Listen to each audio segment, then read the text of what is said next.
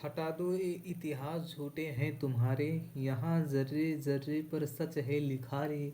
जो किताबें ना कोई बानी कहेगी, तो माटी सभी की कहानी कहेगी। नमस्कार साथियों, आप सभी का हमारे इस यूट्यूब चैनल पर बहुत बहुत स्वागत और अभिनंदन है। मैं उन सभी मित्रों का शुक्रगुजार करता हूँ जो निरंतर इस चैनल के माध्यम से जुड़ रहे हैं, और उनका विशेष आभार जो अभी तक इस चैनल के माध्यम से जुड़े हुए हैं। तो आज की इस वीडियो में हम आपको जो है बताएंगे, मुसलसल हमने पिछली बार जो है फिलॉसफी के जो क्वेश्चन पेपर बी ए पार्ट 1 का था, भारतीय दर्शन के प्रश्न पत्रों से रूबरू कराया था। फिर आप लोगों की चाह और डिमांड पर हम जो है BA part 1 paper first ethics को लेकर आए हैं। आप लोग देख लीजिए कि आखिर प्रश्न पत्र कैसे आएगा, एग्ज़ाम में कैसे मिलेगा, कैसे लिखना होगा, प्रश्न का लेवल क्या होगा, जो आप पढ़ रहे हैं कहीं उस लेवल से हाई तो नहीं होने वाला है, या फिर आप जिस डायरेक्शन में पढ़ रहे हैं अपने आप को एक विश्वास दिला पाएँ कि हाँ अब मैं सही डायरेक्शन में पढ़ रहा हूँ। तो यहाँ पे निबंधनात्मक रूप से आपको मतलब ऐसे मॉडल आपको लिखना होता है। हेडिंग बहुत कम पड़े होते हैं। अगर आप कहेंगे तो आपके लिए हम नोट्स भी प्रोवाइड करा देंगे, जो भी गेस्ट क्वेश्चन इंपॉर्टेंट होंगे दे देंगे। तो सबसे पहले आप बिना देरी किए हुए हम आपको क्वेश्चन से रूबरू करवाते हैं। तो देखिए 75 अंक का है और 3 घंटे समय है, ये आप सभी को पता ही है। देखिए पिछले साल 22-23 का है। अक्सर टेनियर देखते हैं तो वो मज़ा नहीं आता है। जब कोई पुराना क्वेश्चन पेपर हाथ लग जाता है तो उस पर हम ज़्यादा डेडिकेट हो पाते हैं और फिर उसके प्रति हम ज़्यादा अट्रैक्टिव हो पाते हैं। तो देखिए पहला क्वेश्चन ये है कि यहाँ पे आपको दिखा दें,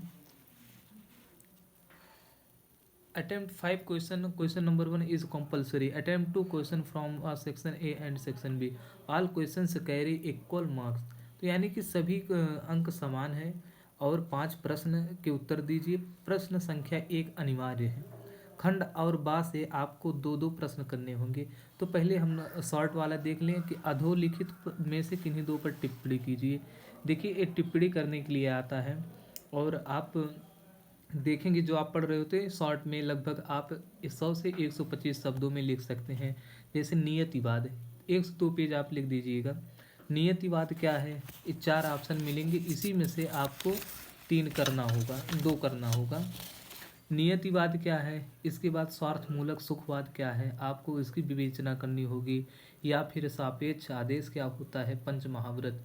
तो देखिए आप जैन दर्शन सहित तैयार कर लीजिए, तो उसमें आपको लॉन्ग में भी मिल जाएगा, दीर्घ लॉन्ग में मिल जाएगा और शॉर्ट में भी मिल जाएगा। तो देख लीजिए एक कैसे आता है टिप्पणी करने के लिए। किन्हीं दो का टिप्पणी करना, चाहे स्वार्थमूलक सुखवाद कर दीजिए या सापेक्ष सुखवाद या पंच महाव्रत। अब हम तीसरा आपको दिखाते हैं, सेक्शन ए दिखाते हैं। इसमें से सिर्फ आपको 2 प्रश्न करना होगा। सबसे महत्वपूर्ण परंपरागत क्वेश्चन होता है कि नीति शास्त्र को परिभाषित कीजिए और इसके कार्यक्षेत्र की विवेचना कीजिए। तो ये सबसे महत्वपूर्ण प्रश्न लगभग हर साल आ ही जाता है। और दूसरा है नैतिक निर्णय क्या है, नैतिक निर्णय के स्वरूप और विषयों की व्याख्या कीजिए। ये आपका दूसरा प्रश्न रहा। और इधर रहा सुखवाद को परिभाषित कीजिए तथा विभिन्न प्रकार के सुखवाद में भेद कीजिए। सुखवाद के कितने प्रकार हैं और पहली बार सुखवाद को परिभाषित कीजिए। अब यहाँ सिर्फ सुखवाद दिया है, चाहे बेंथम चाहे मिल किसी की, मतलब सिर्फ सुखवाद आप बता दीजिए क्या है और उसके विभिन्न प्रकार बता दीजिए। फिर सिज्विक की उपयोगितावाद, यहाँ देखिए दार्शनिक का नाम भी दे दिया है सिज्विक। सिज्विक की उपयोगितावाद के सिद्धांत का परीक्षण कीजिए। ये सेक्शन ए है। इस चारों प्रश्नों में से किन्हीं आपको 2 करना होगा, जो भी ठीक लगे आपको। सेक्शन नंबर 1 और पार्ट 3 या प्रश्नोत्तर 3-4 डाल के आप लिख लीजिएगा। आप 12 में एग्ज़ाम दे के आए, सेम वही पैटर्न है, बस थोड़ा इसमें लिखने की प्रक्रिया यहाँ बदल गई है। सेक्शन बी, मिल के गुणात्मक उपयोगितावाद का आलोचनात्मक परीक्षण कीजिए। ये देखिए जो आप किताब पढ़ रहे हैं आप समझ जाइए, आप गेस कर लीजिए आप किस लेवल का पढ़ रहे हैं। अगर इस लेवल में आप आ रहे हैं तब तो ठीक, नहीं तो इसके लिए फिर आपको थोड़ी मेहनत करनी होगी। और 7वां प्रश्न देखिए कि कांट का कर्तव्य के लिए कर्तव्य का सिद्धांत। ये सब हमारे नोट्स में, जितना इसमें आया हुआ है सब मेरे नोट्स में है। और मुझे ऐसा लगता है और उम्मीद भी है कि जितना आगे एग्ज़ाम में आएगा इस वर्ष वो भी मेरे नोट्स से ही आएगा, क्योंकि कंप्लीट है। लेकिन एक बात और कि 75 है, परसेंट पे है, और आप कहीं से देख लीजिए उसको, हम गेस क्वेश्चन बता देंगे और फिर उसी में से मालिक की रहमत रही तो आ भी जाएगी। और 8वां है भगवत गीता की नीति मीमांसा पर एक निबंध लिखिए। ये देखिए थोड़ा सरल होता है कि भगवत गीता लिखना, लोग जानते भी हैं कैसे कृष्ण अर्जुन आपस में संवाद कर रहे होते हैं, क्या किस चीज़ को लेकर। और बौद्ध नीति मीमांसा का आलोचनात्मक विवेचन कीजिए। ठीक, ये लगभग बौद्ध और पंच महाव्रत, ये आपको फर्स्ट पेपर और सेकंड पेपर दोनों मिल जाएगा, बौद्ध जैन दोनों में है।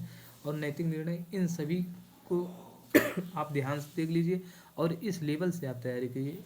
यदि आपको नोट्स चाहिए, यदि आप चाहते हैं कि इसकी तैयारी बेहतर तरीके से हो, तो आप कमेंट में करके बताएं। यदि आप और किसी प्रश्न का पेपर का देखना चाहते हैं मॉडल, तो आप कमेंट करके हमें ज़रूर बताएं और हम आगे उस पर विश्लेषण कर देंगे। और उम्मीद है मुझे, अगर आप लोगों का ठीक ठाक कमेंट आया तो मैं इसका नोट्स भी आपको प्रोवाइड करा दूंगा। तब तक के लिए मुझे दीजिए इजाज़त, और आप मस्त रहिए, हंसते रहिए और साथ ही साथ पढ़ते रहिए। बहुत बहुत शुक्रिया, बहुत बहुत आभार।